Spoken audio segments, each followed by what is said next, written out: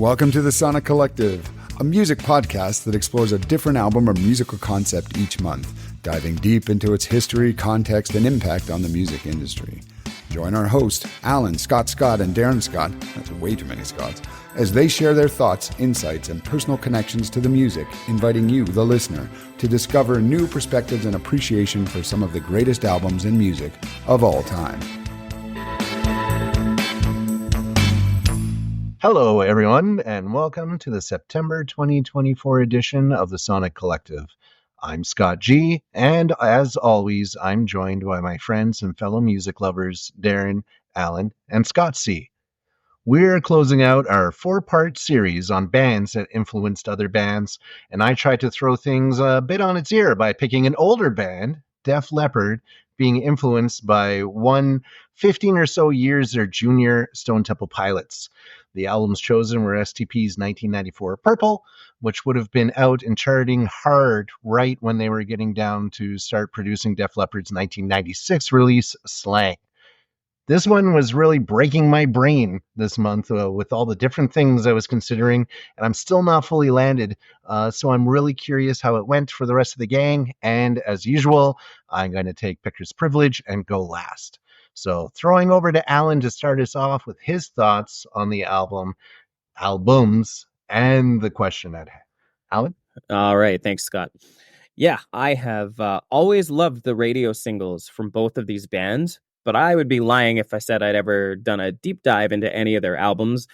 I might have listened to Hysteria in full once or twice, Def Leppard's Hysteria, and I've probably flipped through Stone Temple Pilots' Purple a time or two, but like as far as in-depth listening, nah, never done that. Given that I liked everything I've heard from both of these bands, my expectations were that I would probably enjoy both of these albums too, and my expectations were absolutely met. Purple is Stone Temple Pilots' second album, I believe. Zero surprises for me, except for the back half of the last track where there's a secret song talking about his second album. That one threw me for a loop. That probably would have been a secret song in the era of CDs. And in the era of Spotify, it was just a weird tag on. But this is just a good old-fashioned 90s alternative rock record. You know, everything you'd come to expect from that. You've got your gritty vocals, excellent distorted guitar work, catchy hooks, and a sprinkle of grunge as per the era. Is it derivative of other 90s alt-rock contemporaries? I suppose you could make that argument, but I think regardless, Stone Temple Pilots does it very well, and they have a very unique sound. Some of the standout tracks for me on this album were Vaseline, Big Empty, and Army Ants. Interstate Love Song always gets an honorary nod for me as its song. Sometimes I'll bust out at karaoke, but I've heard it on the radio so many times, I'm kind of bored of it, to be honest. The bigger question in my mind as we dove into this month's selections were what the hell Def Leppard was up to in the 90s. I kind of figured those dudes were just resting on their well-earned laurels from their 80s peak, and they were just playing the same songs on tours every few years, but apparently they were busy dropping albums. And I don't know about you guys, but I fucking loved this album, Slang. It is very much a Def Leppard album, but with updated sonic sensibilities. And I honestly think it's kind of a shame that this album wasn't more popular at the time, particularly in the US market. Yeah, I don't know. If I wouldn't have even known this album existed had Scott not picked it, or I guess I wouldn't have thought to go looking for it either.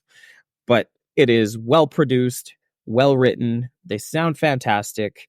They were kind of doing a lot of exploring and breaking out of their box. Darren will probably speak to this a little bit more, but they switched producers and they switched the way they produced this album versus some of their older stuff. And I think it shows. I couldn't help but notice the influences were all over the map on this one. I mean, you had elements of grunge and industrial and even some Eastern music by way of the inclusion of a sarangi. I think I'm pronouncing that right. It's like an instrument used a lot in like India and Pakistan. And that kind of landed on several tracks. But throughout all of that, they never lost their Def Leppardness, if that could be coined as a term. And it's a shame I didn't hear this back in the 90s, because then I could have probably even attached some nostalgia to it. But yeah, I really enjoyed listening to this one. The first 3 tracks especially kind of had me instantly hooked. The song Truth came in with a rich cinematic industrial sound right off the hop. Turn to Dust is, in my opinion, equally cinematic with that Eastern flair due to the inclusion of that sarangi instrument. And it had like a bassy sort of 90s alt rock groove that tied it all together. And then the titular track, Slang. I mean, I guess that one kind of sounded like a stereotypical Def Leppard song, if I'm being honest. Less grunge and more hair metal.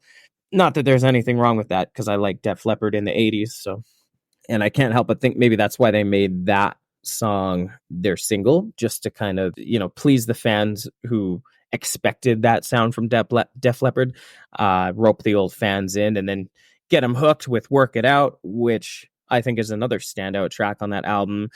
That one to me sounded like it could have been a Collective Soul song. And I dig Collective Soul, so don't look at that as any sort of an insult. Darren's giving me the thumbs up, I think. Darren, you're blurry. Yeah, honestly, I didn't really find a bad track on the album, which was quite surprising. I didn't quite know what I was in for with this. I figured I'd like it, but I didn't think I'd like it quite as much as I do. And it should be noted, Spotify only seems to have the deluxe version of this album, which runs really long. It's got a ton of tracks. So just for the purposes of this experiment, I only listened to the tracks that were included in the initial 1996 release, just for a more pure experience. The deluxe edition has a bunch of alternative versions of some of these tracks. And, I did go exploring on them, but that's not really part of what we were trying to do here. So did Stone Temple Pilots influence Def Leppard on Slang? I really can't say that for sure. As I was listening, I was hearing influences that ranged from Alice in Chains, Collective Soul, Bush, Nine Inch Nails, and many more. So STP may have been a part of that mix of influences. Who knows? Either way, I'm glad Def Leppard was influenced by whoever it was that influenced them, because I think Slang is just a really wicked album, and I will absolutely be going back to it time and time again. So I'm curious to know if you guys felt the same way. I might be an outlier here. Let's throw it over to Scott Coates. Thanks, Alan. Yeah, you and I are very, very different. And when Scott Gregory picked these two, I thought, what? Purple influencing Slang. And all I remembered about Slang was hearing the single, I guess, when it came out many years ago.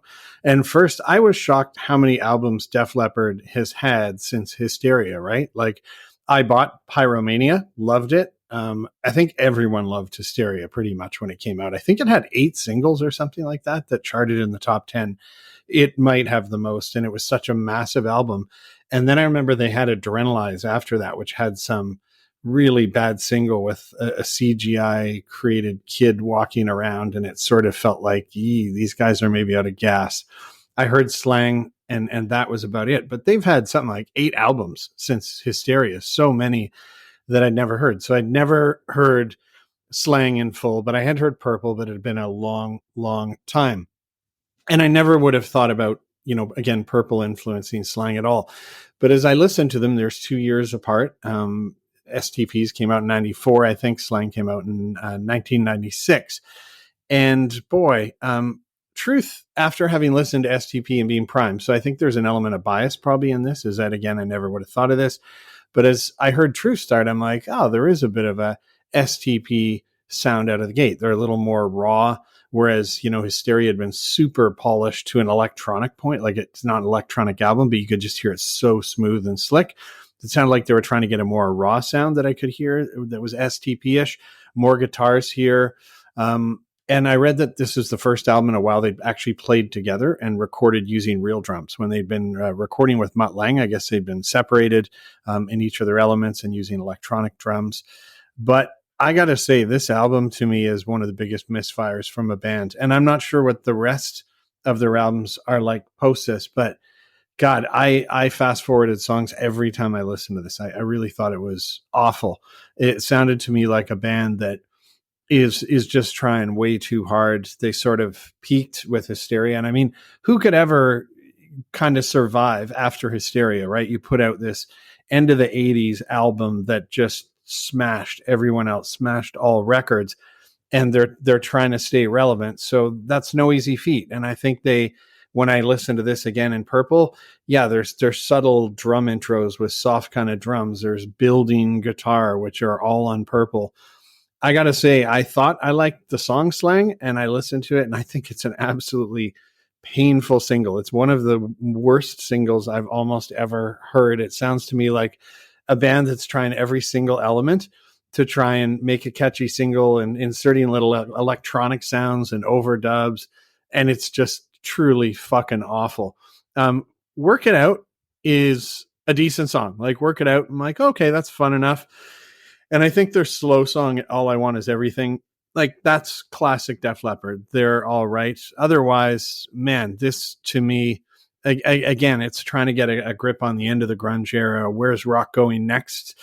But those slower start to songs, low-level drum intros, guitar bits that kind of hang out there on their own, slight vocal distortion of some sort, similar to what Scott Weiland uses in Stone Temple Pilots.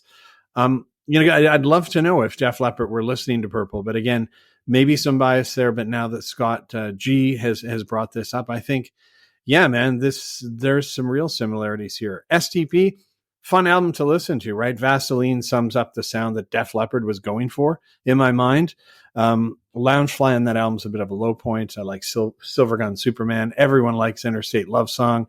And this is a real album to me. I think that if you were to pick the ultimate album that bridged kind of the end of grunge and the new path of rock, Purple might be one of the best ones. I think it really captures a great time of transition and styles, but and I can hear the similarities in the Def Leppard album, but goddamn, man, that Def Leppard album to me is just awful, like really, really bad. And I listen to Def Leppard singles probably on a weekly or at least a monthly basis. So that's my take. We're a little different on Slang there, Alan. Over to you, Darren.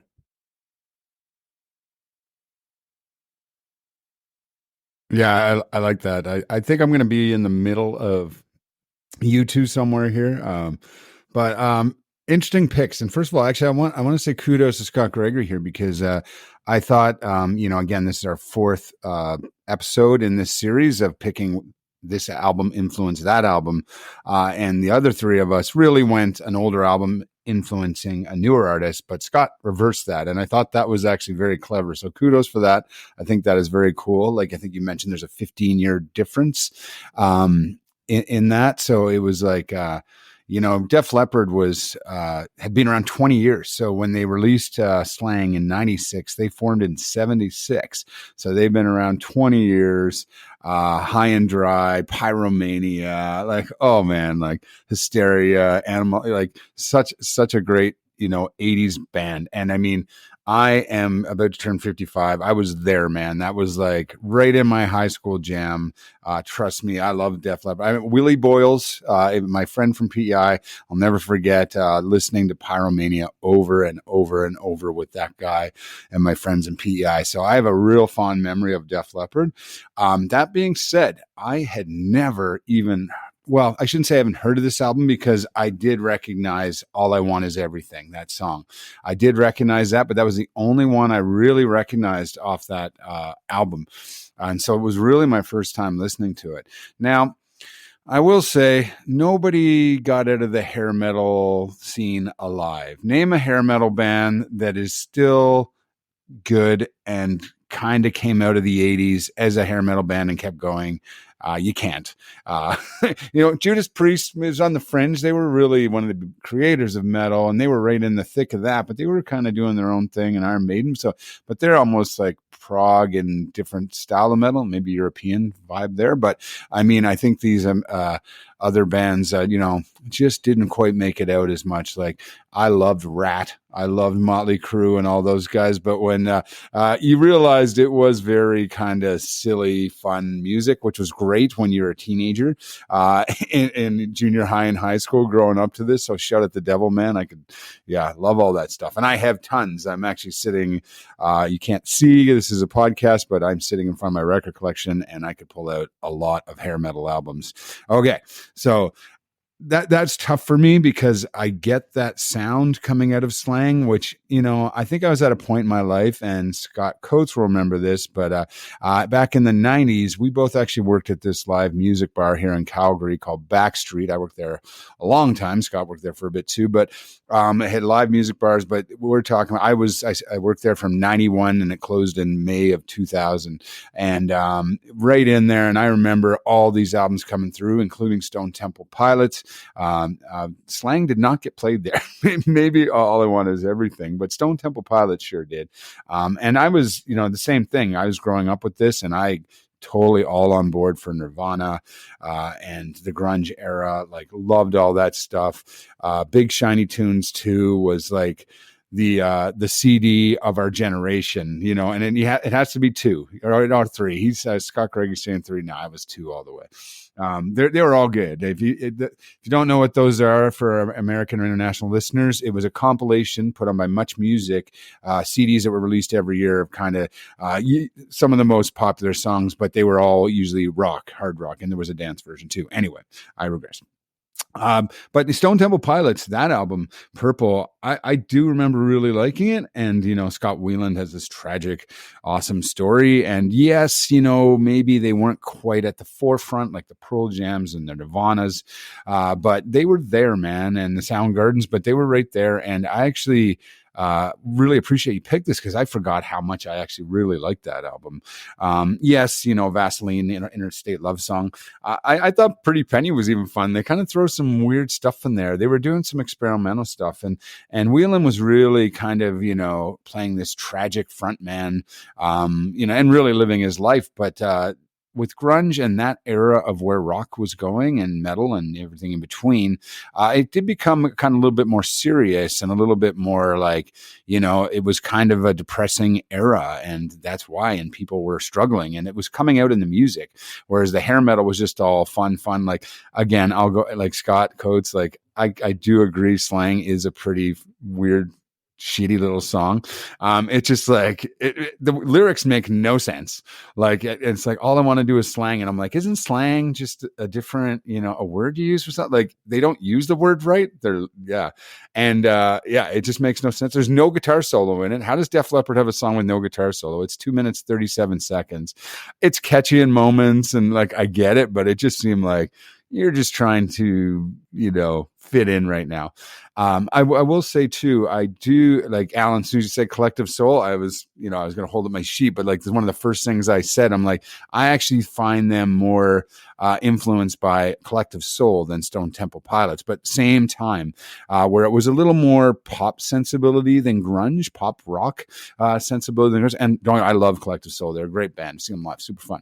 But, I really got that sound more coming out in Slang than anything else. But it is definitely, you could tell Def Leppard was being, influenced by that. And actually I was digging into some stuff, and he had a shirt on once, and he had a Nirvana shirt and 9 Inch Nails. And I guess Joe Elliott was a big fan of grunge and 9 Inch Nails. And so he was listening to this stuff. So that time, there's definitely a direct tie there that he was listening to this scene of music. But I think Def Leppard also had to try and stay true to themselves, which, and like everybody else has mentioned here, they had 8 albums after their last big 80s banger and Adrenalize, and it's crazy. And they, I think all of them were like top 15 charting albums. Like, we never heard of them, but their fan base is mighty. And if you like that sound and you're kind of from that vintage, we're all really big music fans here. We're probably exposing ourselves to more newer stuff, but a lot of people just be like, I like Def Leppard, and I think they continue to like them. And I don't think Def Leppard disappointed. So I don't hate that album. There's some catchy tunes on it, but to me, it just seemed aged, and I came from the hair metal genre, so I just didn't like it as much. I'd probably be in like, a 3 out of 5 or something like that if we were going to do the scores. But, and one thing I found, it was interesting, and we talked about the first episode when I was saying it was the Bad Brains and the Foo Fighters and Dave Grohl, but I was saying I felt both those bands really had driving drums, where it was like the drums are being pounded and really driving the song, whereas I felt actually both these bands, Def Leppard, I mean, maybe because only has one arm, but Rick Allen, right? And but then and then Stone Temple, I just felt they were more pocket drummers, and I just, even the sound that way seemed similar to me, where it was more about, you know, the lyrics and kind of a balance than it was like a driving, more, I guess, punk style, which makes sense because Dave Grohl did come from Punk with Bad Brains. But I did catch that. You know, you mentioned the producer of Def Leppard. It was Mutt Lange, of famous, married Shania Twain and then ended up sleeping with Shania Twain's best friend. That, not a good thing to do. Don't mess with the Canadians, Mutt Lange. But he did, you know, the big Def Leppard albums. But now it was Pete Woodroffe that produced this one. And I do agree there was a change and it was a more modern thing. But I don't mind how they pushed it forward. And again, not exactly my style. I can't say I'm going to go back and buy and add that album to my collection, but I wouldn't be mad if I got it for a couple bucks. But yeah, anyway, that being said, I think, you know, now, Scott, like, hey, let's see what you thought. I thought your picks were super interesting. And then we can kind of come back. What's your take on all this? Thanks. I appreciate that. My first take is that if you're picking Big Shiny Tunes 2 over Big Shiny Tunes 3, you're basically picking Sugar Ray and Bush over Foo Fighters and Smashing Pumpkins. So think on that. You weren't there, man. Think hard. You weren't there. Yeah. In hindsight, it's so there. What are you talking about? Yeah. I was there, man. I was in the trenches. They're all good. They're all good. We're splitting hairs there. I like them all, but there's no but like one was just kind of okay, but two came in, and yes, you know, like, yeah, Sugar Ray, like, but hey, pop, whatever. But two was a banger. Like that, there was a lot of good songs, and then yes, 3 and 4 and 5 were all good, but like that was the one that really everybody had to. Anyway, that's enough of that. So as far as the matter at hand, I have a lot of respect for Def Leppard. They're one of the best-selling bands of all time. You guys have gone through it all. They're in the Rock and Roll Hall of Fame. They put music successfully in the 80s, the 90s, all the way through the 2000s, as you said. Basically a new album every 3 or so years for like 40 years. That's a major, major accomplishment. If you go at like $15 an album, they've sold over $1 billion in music. That's no chump change. I think the challenge becomes, how do you remain true to yourself and your own evolving journeys through life and music while also honoring your existing fan base and what brought them to you in the first place? And you guys really touched on that. I think of another band like U2. Like, how did we go from Who's Gonna Ride Your Wild Horses and One to Numb and Lemon? Right? It was just a major departure that was still very commercially viable, but you could see the band was divided in direction. You get that again with Mutt Lange and the band here. They were divided about trying to process all the things that were happening in their lives at the time. Mutt Lange was a very polished and controlling producer with a vision of what he wanted, and he was very successful. You know, he made a lot of stars, including Def Leppard. He polished that sound for them for critical and financial success. So I could see how it would be hard for them to want to break free from that, but they eventually did. I think you really have to make the comparison between these albums in the singles and then in the core of the albums, pun intended. I think Purple itself is also a departure from Stone Temple Pilots' debut album, Core. They were a band in motion as well. And if this would have been a different timing, I honestly think Stone Temple Pilots' next album, Tiny Music Songs from the Vatican Gift Shop, is actually a better comparison with Slang. It also came out in 96, so it obviously couldn't have been the influencer. I couldn't have picked that. But if you look in 96 at Stone Temple Pilots singles, Big Bang Baby, Tripping on a Hole in a Paper Heart, and later Picture Show, I think the comparison between these two bands is even more pronounced than what it is here. I have much respect for Joe Elliott's voice. He's one of the greats. I don't think it's disrespectful to say that I think Scott Weiland is the more talented and deeper ranged of the two singers and can go places that Elliott can't. Maybe that's unfairly informed by the music they sing as opposed to what they're capable of. I think you see Elliott just absolutely nailing it in his lower register on the track Work It Out. It's obviously... It's just so different from everything else on the album. He's straddling grunge and the band's glam metal roots with just the bit of pure rock sensibility inside of it. It's clearly my favorite track on the album for sure. And okay, listeners, we're all old. We used to watch videos on Much Music Here, which is a Canadian version of MTV. And if you watch the video for Work It Out, they're just intentionally departing from all the pageantry of the songs of like Pour Some Sugar on Me, the little mini movie Love Bites that, if you ever watched Aerosmith where they're trying to tell like have basically a mini movie in the video, that's all gone.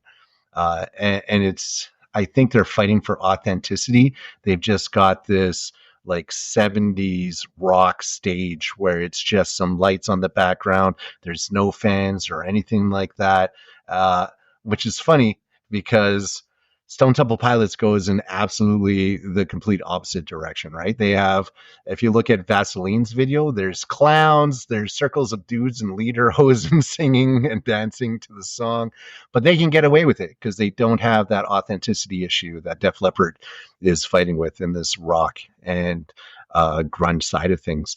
Their music's spotting and resonating with the contemporary audience, and I think Def Leppard on this album was struggling with that, both in the videos and on the music itself. But overall, I appreciate the album for what it was.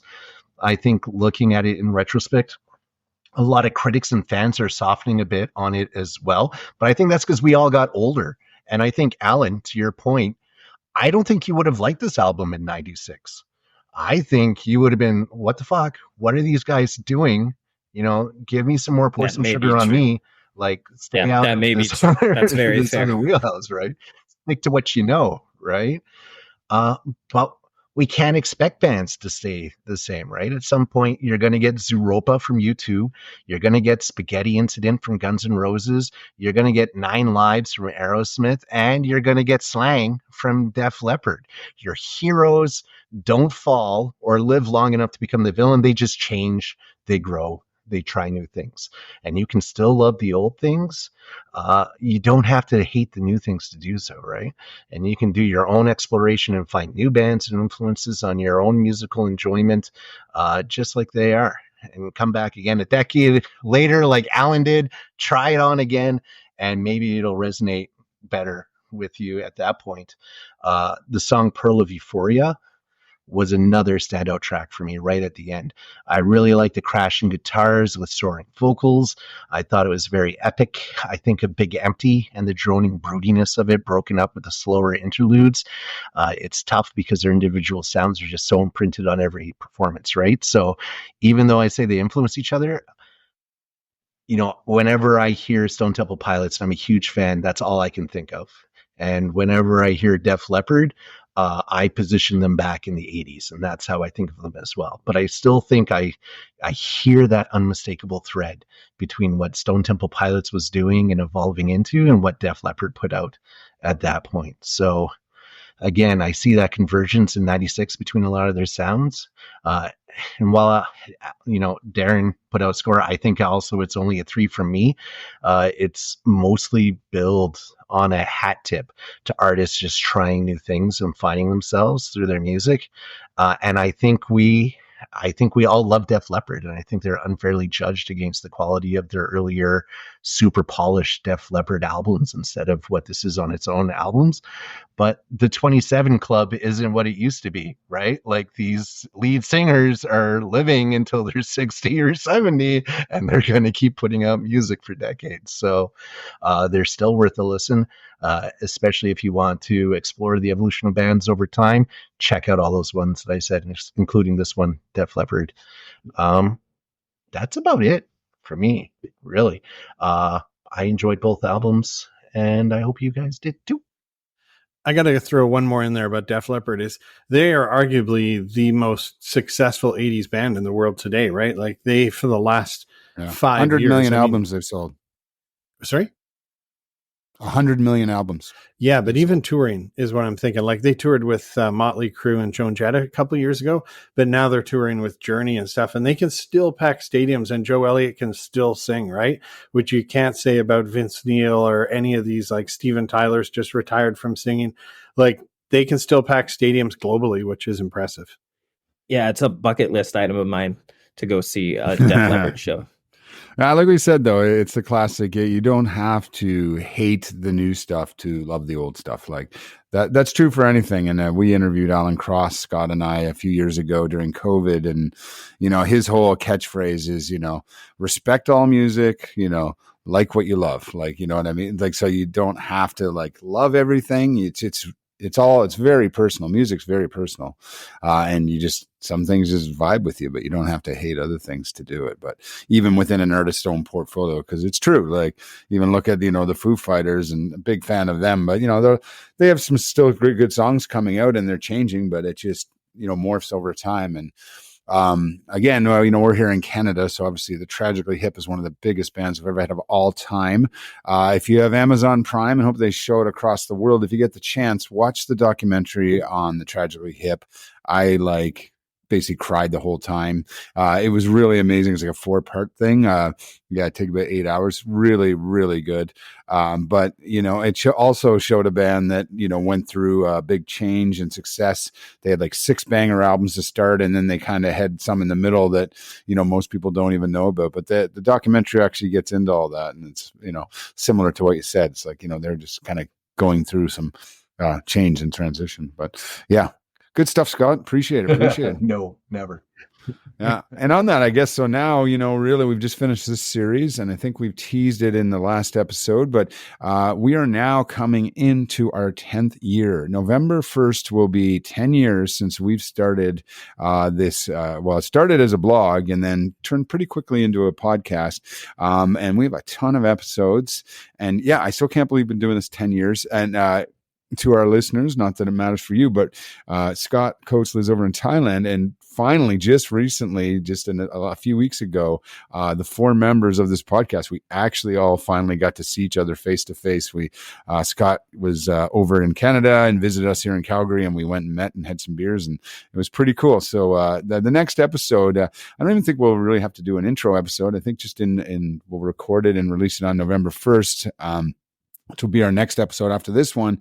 We're just going to take a look back at everything and look at the real highlights for us personally, the lowlights for us personally, and maybe, just kind of everything in between. So we're going to have a lot of fun with that. And it's been a crazy journey. This is just fun for us, but to be able to do this for 10 years with good buddies is good time. And again, just explore this music. If we never had this, think of, you never would have listened to Slang.